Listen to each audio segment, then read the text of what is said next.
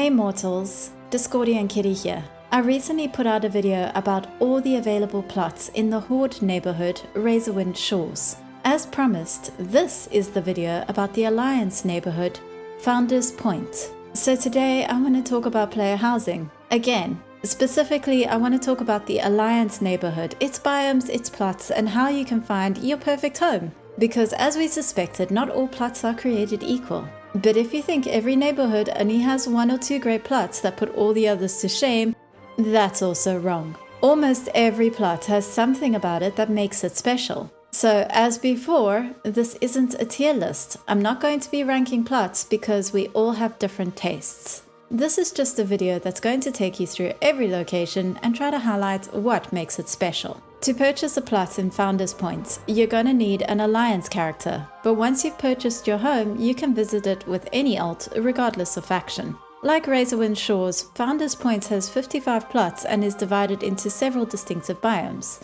Once you've built a house, you'll be able to customize it. The options are still quite limited at the moment, but by the start of midnight, we've at least been promised some night elf options. You can find maps of the neighborhoods with the plots over at housingwilddb.com, which I'll also link to below. So let's get to the plots. We'll start with the beach biome again. In Founders Point, this one is called the Outer Banks. Plot 12 is right near the shore and it has a clear view of the ocean and the Founders Point lighthouse. A small wooden staircase takes you down to your own private beach, and it's one of two plots that share this little viewing deck. Plot 25 is the other one, though the staircase leading up to the deck is practically in your backyard, making it feel a lot more like your own. It's a little further inland, but the views are still good and a pathway takes you directly to this dock. Plot 40 is on the sandy land itself, and this plot comes with beautiful sea views and a walkway leading down to what could be claimed as your own private beach. Plot 28 is on its own slightly elevated platform and so has a sense of security without feeling isolated. A walkway takes you down to the beach. You better have good knees if you're expecting to walk these steps daily, and of course it has gorgeous sea views. Plot 43 is on the other side of the bridge that leads to Plot 28. And it's also on its own slightly elevated platform, giving it that same independent but not isolated feeling. I'd say the fact that it's backed by a cliff also helps with its sense of security if the cliff didn't appear to be held up by some really rickety woodwork. It's another plot you go for if you want the sea view. Plot 24 is one of those good hermit plots. It's not entirely isolated, but it's on the outer banks of the Outer Banks, and it's cut off from most other houses by cliffs. This plot has access to quite a large beach that it can probably safely claim as its own, and if that's not private enough, it also backs out onto this small private cove. Plot 29 is slightly further inland on the banks of this protected cove. And if you like views of bridges, this is very much the plot for you. Surrounded on cliff walls and facing the water, this is another plot that's central while maintaining its own sense of distance. Plot 4 is another good plot if you like a bridge view, and it is also hugged by a cliff wall on one side, though this plot is a little less isolated. Plot 19 is very slightly elevated and has a fair few neighbors. My favorite thing about this plot, it has its own little gazebo where you can enjoy a quiet book while listening to the sound of the waves. Plot 50 is similar to 19, but this one looks out onto Crescent Cove. The best thing about this plot is the waterfall view, and is that a rainbow? None of the Razorwind Shores plots had rainbows.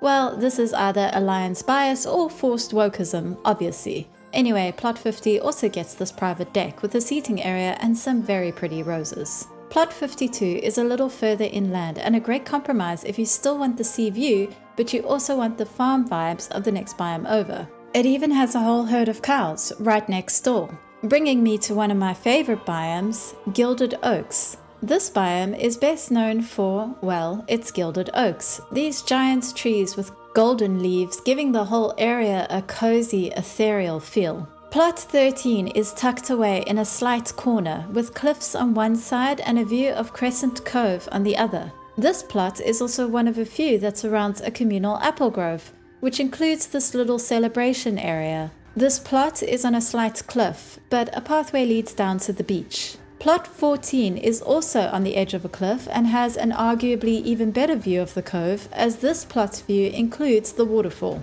It also has a pathway down to the beach. On the other side, the lighthouse is quite close and can be seen above the gilded trees, something that would probably be pretty torturous in real life but is just charming in World of Warcraft. This is another plot that's surrounded by apple trees as well as the golden ones. Plot 36 is right out on the tip of this area that juts into the sea. It's another plot with a great view of this waterfall. And on the other side, the lighthouse overlooking the ocean. This plot has its own apple trees and once again a pathway leads down to the beach. Plot 5 is a favorite of mine. This plot backs out onto a small lake while still getting an excellent view of the lighthouse and the ocean. I also really love this fallen log with the mushrooms growing out of it. You also get your own cow and even your own little windmill. Plot 35 is on its own little outcrop with just enough of a divide from the surrounding plots to give it a sense of privacy. All of these plots are surrounded by gorgeous golden trees, but this one gets a proper monster of a gilded oak. It has its own private beach, complete with campfire, and it is the closest plot to the lighthouse, which is especially stunning at night. Plot 30 is a little further inland, and this plot is perfect if you want to feel like you have a little bit of a farming estate, as it's right next door to a fully kitted out farm. On the other side, you have an entertainment area on the same lake you share with Plot 5, and the apple grove is just beyond. Plot 1 has its own private lake, complete with ducks. Like others in this area, it is surrounded by gilded oaks, and it's one of a few plots that is close to the watermill. Plot 26 has an even clearer view of the watermill, not to mention the waterfall behind it. This plot is close to an NPC street market, and still gets a pretty clear view of the ocean, despite being further inland. Plot 37 isn't exactly isolated, but it is on the edge of the Gilded Oaks area, right on a cliff overlooking the ocean, and so it gets that more solitary vibe.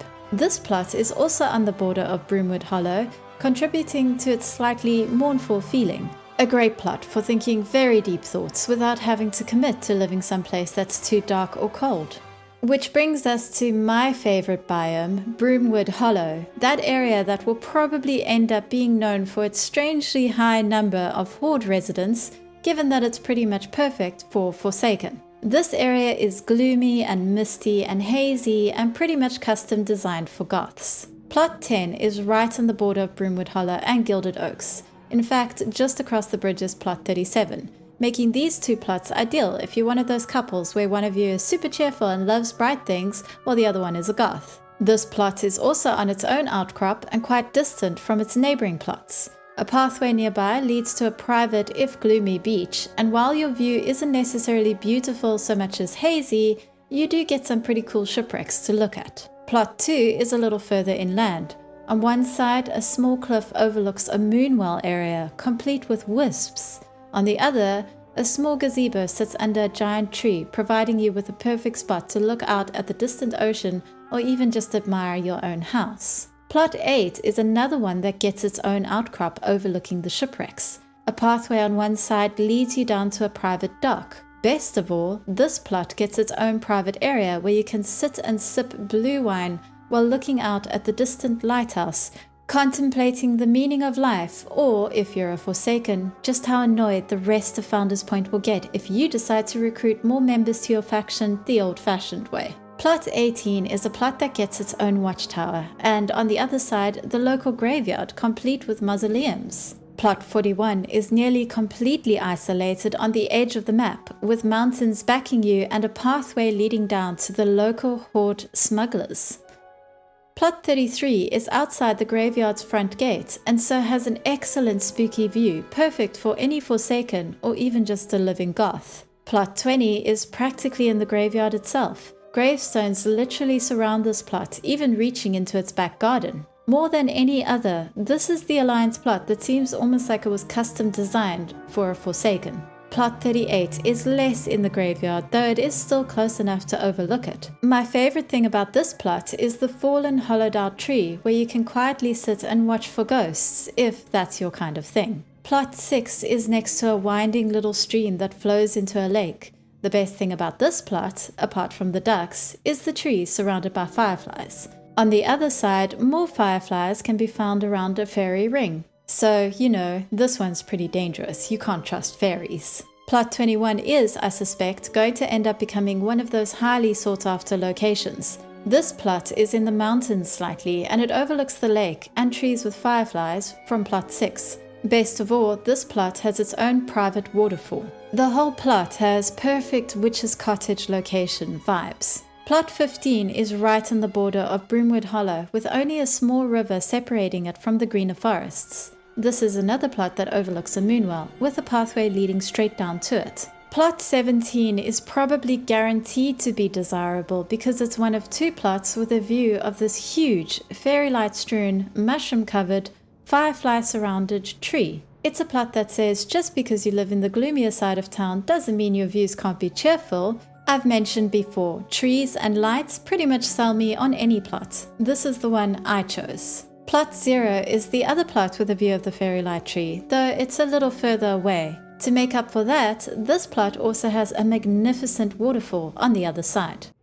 If you've ever wished you could live with the Wildhammer dwarves of Airy Peak, then Stoneveil Ridge is for you. This tiny biome is nestled in the mountains overlooking the rest of Founders Point. Apart from everything else, every single plot in this biome gets views of this incredible waterfall. Plot 22 overlooks Brumewood Hollow and gets its own watchtower, which is perfect for keeping an eye on all those Horde Forsaken you know will have moved in. Plot 32 is on its own ridge above the other ridges of Stoneveil Ridge, and so easily gets some of the best views. It's also a great plot if you like griffins, as several roost in the mountains above. Plot 3 is at the entrance to Stoneveil Ridge and right next to its own smaller waterfall. It has a view of both Brumewood Hollow and the Greeners Founders Point next to it, with the lighthouse in the distance quite neatly dividing the two. Plot 23 is right next to the waterfall, the really big one, and a pathway from this plot leads you up to the mountain lakes that break up the waterfall's path.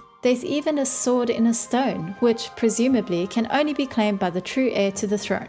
I can't tell you which throne, just thrones in general. Plot 31 is the last plot from this biome, and since it's the only one on this side of the river, gets to feel a little more secluded. More than any other, this plot overlooks the green forests, and it even comes with its own flock of sheep. Now, in the Horde neighborhood, the area most like Duratan is just called Razorwind Shores. In the Alliance neighborhood, this area, most like Alwyn Forest, is just called Founders Point. It's the area to choose if you're a traditionalist, looking for green trees, cows, and all those other little things that make up the human aesthetic. Plot 11 is on the river that divides this biome from Brumewood Hollow, and you can even see a wisp from your back garden. This plot has its own dock on the river and its own waterfall. Plot 16 is right next door. These 2 plots are nearly on top of each other. This plot is closer to a mushroom-covered tree stump surrounded by fireflies, and it gets a clear view of the lighthouse. Plot 54 is another plot with its own waterfall practically in its back garden. It's right next to the commons, with a pathway behind it taking you directly in town. Plot 46 is next door, and also gets the gorgeous waterfall and river combo, while also being really close to the commons. Plot 47 is just across the river and has the same basic perks of the previous 2 plots. Plot 49 is a little further away from the waterfall, and it has the same basic idyllic Alwyn Forest inspired scenes. As you can probably tell by now, any one of these plots is great if you're social and want a classic Alwyn Forest aesthetic. Plot 51 is the last plot in this little cluster. This plot also has its own little dock and a great view of the bridge over the river. Plot 48 is on an outcrop and is one of the better plots for views. It overlooks the Crescent Cove and has a great view of the bridge over the river. On the other side, it has a bird's eye view of the Gilded Oaks, including the lighthouse. Plot 53 is on the same outcrop, but this one is a little closer to Gilded Oaks, giving it a warm, cozy vibe, especially during those sunrises and sunsets. Heading over to the other side of Founders Point, Plot 27 is nestled against the mountains. It has a lake on one side and on the other a river, complete with waterfall. My favorite thing about this plot is if you head up the pathway behind it, it takes you to another lake with a viewing gazebo built out in the center of it. Plot 7 gets not only its own waterfall view, but a view of the commons across the river, making it feel like a plot that's part of the main village. Plot 44 backs out onto the same lake that Plot 27 does, and a pathway takes you up into the mountains behind it, which makes it a great spot for hiking, you know, if you're into that sort of thing. Plot 9 is very central. It's surrounded by neighbors on all sides and it overlooks the gate to the commons. This plot has its own little hammock hanging between a pair of trees. Plot 42 is quite special, as this is the plot with its own little cozy hideout inside a hollowed out log nearby. The final biome I want to talk about is really just 3 houses that are still technically part of Founders Point, but because they are slightly different, I'm going to copy Wowhead here and refer to this area as Mear's farm. Plot 39 is the farmer's dream. You get your own barn and your views are farmland pretty much as far as the eye can see. Across the road is a wine farm, complete with a tasting area, wine cellar, and those wine presses that you can jump in. Plot 34 is for the slightly less party-minded farmer. This plot overlooks vegetable and tulip farms and has a handful of its own sheep and cows. It also has a pretty great view of Crescent Cove, which can be conveniently appreciated from the comfort of a private gazebo. Plot 45 is a little further away from the farms, but it's still close enough to appreciate what is essentially farm country. After all, it's within walking distance of the wine tasting area.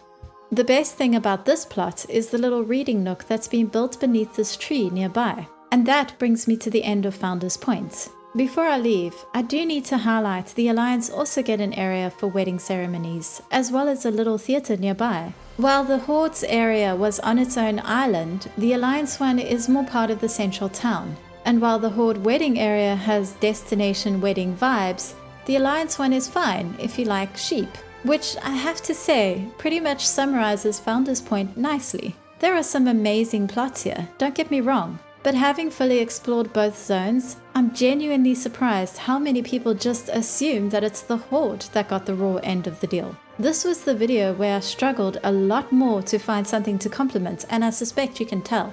And maybe this is just my perception, but the biomes just don't seem that varied. I honestly wonder if this is why the Alliance ended up with what is essentially a forsaken neighborhood. They just couldn't face another version of trying to make farmland feel interesting. And you know what? I checked every single waterfall I mentioned in this video, and while the Horde neighborhood got at least one secret waterfall cave, the Alliance got none. That alone tells me the Horde zone is the clear winner.